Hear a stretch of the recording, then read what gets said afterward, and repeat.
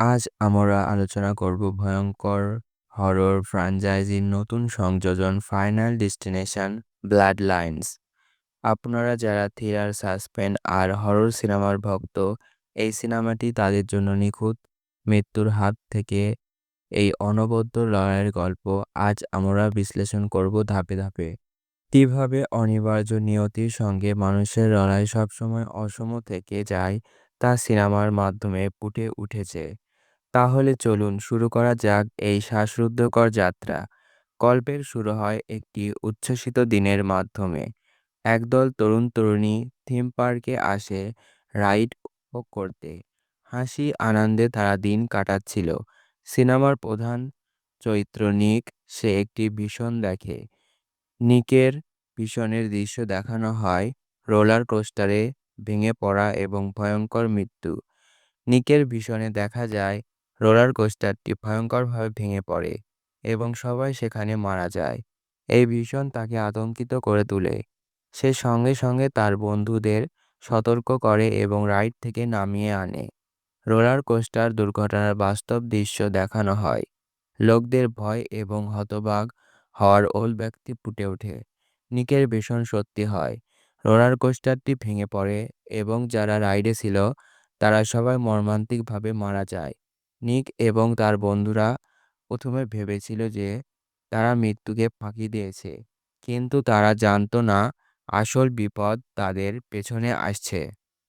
যদিও তারা প্রথম দুর্ঘটনা থেকে বেঁচে যায়, কিন্তু মৃত্যু কখনোই কাউকে ছেড়ে দেয় না। মৃত্যুর পরিকল্পনা চলতে থাকে। একের পর এক অদ্ভুত এবং ভয়ঙ্কর ঘটনা ঘটতে থাকে।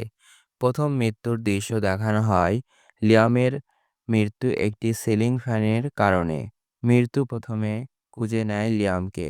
তার চারপাশে সাধারণ একটি ঘটনা ভয়ঙ্কর মৃত্যুর কারণ হয়ে দাঁড়ায়। এখানে সিনেমাটি আমাদের শ্বাসরুদ্ধকর উত্তেজনার মধ্যে নিয়ে যায়। একটি উদ্বেগজনক দৃশ্য দেখানো হয়, একজন লোক একটি পুলে পড়ে যায় এবং বিদ্যুতায়িত হয়। প্রত্যেকটি মৃত্যু একে একে সংঘটিত হতে থাকে। মৃত্যুর ফাঁদ এতটাই নিখুঁত যে তা কারো চোখ এড়িয়ে যায় না। তারা মৃত্যুর ফাঁদ থেকে মুক্তি পাওয়ার উপায় নিয়ে আলোচনা করছে। মৃত্যুর পরিকল্পনা থেকে মুক্তি পেতে তারা বিভিন্ন উপায় তৈরি করে। তারা ভাবে মৃত্যুর পরিকল্পনা চক্র ভাঙলে হয়তো তারা বাঁচতে পারবে। কিন্তু এটি কি সম্ভব? তারা একে একে মৃত্যুর দিকে এগিয়ে যায়। একটি ভয়ঙ্কর টুইস্ট দেখানো হয়, একটি গ্যাস বিস্ফোরণে একটি লোক মারা যায়। তাদের লড়াই শুধুমাত্র মৃত্যুর বিরুদ্ধে নয়, বরং তাদের নিজেদের ভয়ের বিরুদ্ধে। গল্পের এই অংশে উদ্বেগ তীব্র থেকে তীব্রতর হয়ে ওঠে। আরেকটি দৃশ্য দেখানো হয় যেখানে তারা একটি পরিকল্পনা করে মৃত্যুকে পরাস্ত করার চেষ্টা করে। নিক এবং তার বন্ধুরা মৃত্যুর লিস্ট থেকে মুক্ত হওয়ার জন্য বিভিন্ন উপায় খুঁজতে থাকে। তারা একটি থিওরি তৈরি করে, যদি তারা মৃত্যুর পরিকল্পনা ভাঙতে পারে তবে তারা বেঁচে থাকতে পারবে।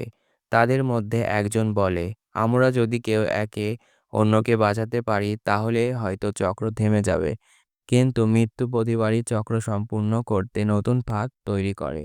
সিনেমার সবচেয়ে আকর্ষণীয় দিক হলো এই দৃশ্যমান প্রতিটি মৃত্যু এতটাই নিখুঁতভাবে ফুটিয়ে তোলা হয়েছে যে দর্শক মুহূর্তে আতঙ্কে কেঁপে উঠবে। সাসপেন্স এবং হররের দিক দিয়ে এই সিনেমা ফ্র্যাঞ্চাইজির অন্যান্য সিনেমাকে ছাড়িয়ে গেছে।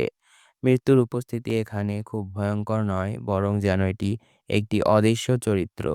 এই সিনেমা শুধু হরর নয়, এটি আমাদের জীবনের অনিশ্চয়তা এবং প্রতিটি মুহূর্তের গুরুত্ব সম্পর্কে একটি বার্তা দেয়। মৃত্যু অপ্রতিরোধ্য এবং ক্ষণস্থায়ী, তবে প্রতিটি মুহূর্তই মূল্যবান।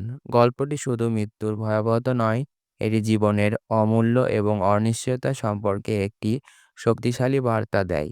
সিনেমাটি আমাদের শেখায় আমরা যতই প্রতিনিয়ত পালানোর চেষ্টা করি, শেষ জীবন প্রতিটি মুহূর্তে গুরুত্বপূর্ণ।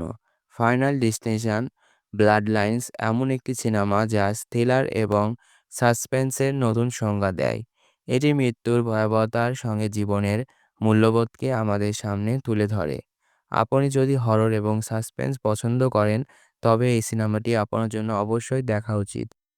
আশা করি এই বিশ্লেষণ আপনার ভালো লেগেছে এবং মন্তব্য জানান। চ্যানেলটি সাবস্ক্রাইব করুন এবং সাথেই থাকুন নতুন সিনেমার জন্য।